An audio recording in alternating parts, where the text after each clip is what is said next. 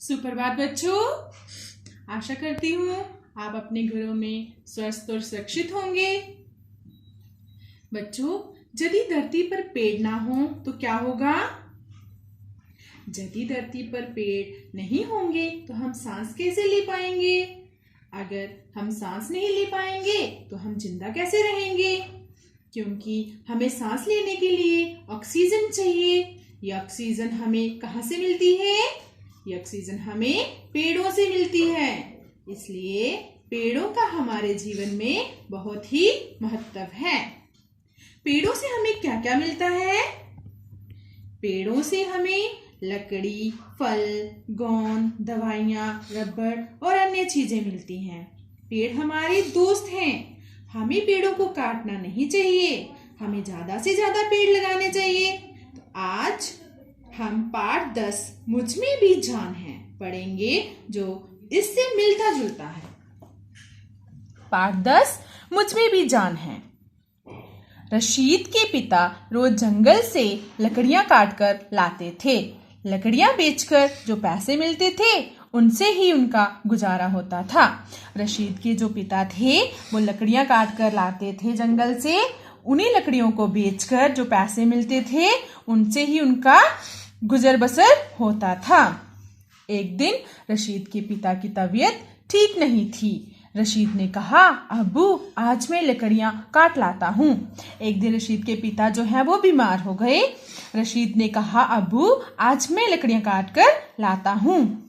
अब्बू बोले, नहीं बेटा, तुम बहुत छोटे हो।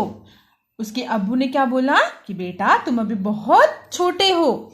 रशीद ने कहा, अब्बू आप फिक्र ना कीजिए, अब मैं बड़ा हो गया हूँ।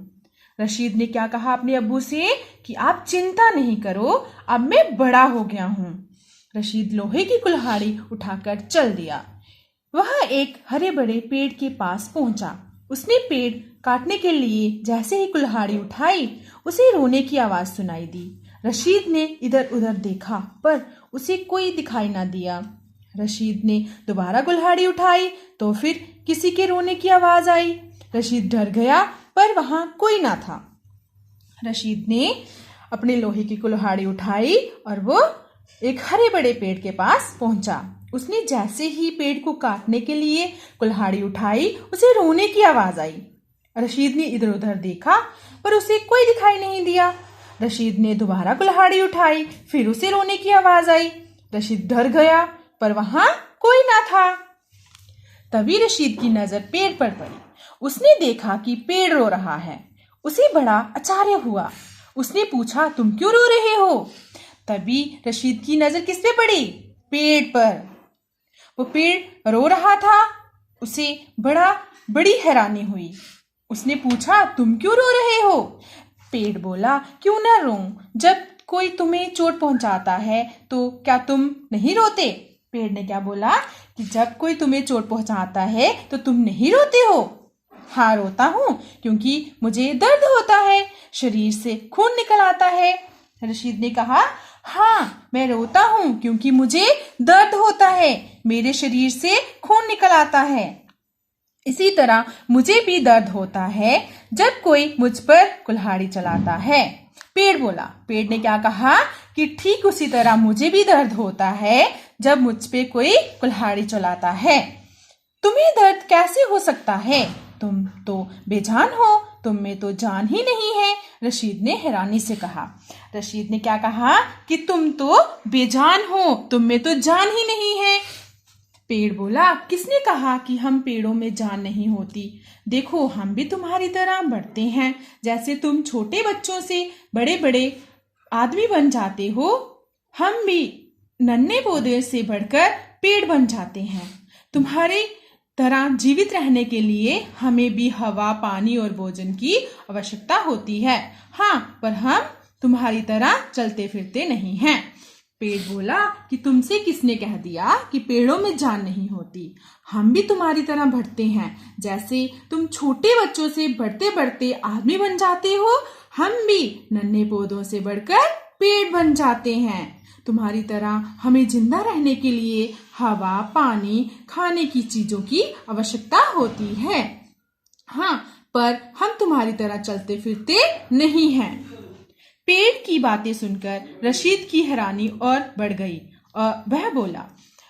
पेड़ की जब बातें सुनी रशीद ने, उसकी हैरानी जो है वो और बढ़ गई। वह बोला, लेकिन मेरे अब्बू तो रोज लकड़ियां काट कर ले जाते हैं। उसने क्या कहा कि मेरे जो अब्बू हैं वो तो रोज लकड़ियां काट कर ले जाते हैं। पेड़ फिर बोला, तुम्हारे अब्बू सूखे हुए पेड़ों को काटते हैं, हरे भरे पेड़ों को नहीं। हम पेड़ तो तुम्हें फल, लकड़ी, गोंद, दवाई, रबड़ और अन्य चीजें देते हैं। वायु को भी साफ करते हैं जो तुम्हारे सांस लेने के लिए आवश्यक है। तुम्हारे अब्बू भला हमें क्यों काटेंगे? पेड़ फिर से बोला, तुम्हारे अब्बू तो सूखी लकड़ियां काटते हैं, हरे भरे पेड़ों को नहीं काटते हैं। हम पेड़ तो हम तुम्हें क्या क्या देते हैं? फल, लकड़ी, गोंद, दवाई, रबर और बहुत सी चीजें देते हैं। हवा को भी साफ रखते हैं जो तुम्हारे सांस लेने के लिए जरूरी है। तुम्हारे अब्बू हमें क्यों काटेंगे? रशीद को बात समझ आ गई। वह बोला, पेड़ भाई मुझसे गलती हो गई, मुझे पता नहीं था। रशीद ने क्या कहा कि मुझे समझ में आ गया है कि पेड़ों को हमें नहीं काटना चाहिए। वह बोला, पेड़ भाई मुझसे गलती हो गई, मुझे ये नहीं पता था। रशीद कुल्हाड़ी उठाकर सूखे पेड़ की खोज में आगे बढ़ गया। रशीद ने कुल्हाड़ी उठाई और सूखे पेड़ की तलाश में आगे बढ़ गया। बच्चों, इस कहानी से हमें क्या सीख मिलती है? कि हमें पेड़ों को काटना नहीं चाहिए, हमें ज्यादा से ज्यादा पेड़ लगाने चाहिए। धन्यवाद।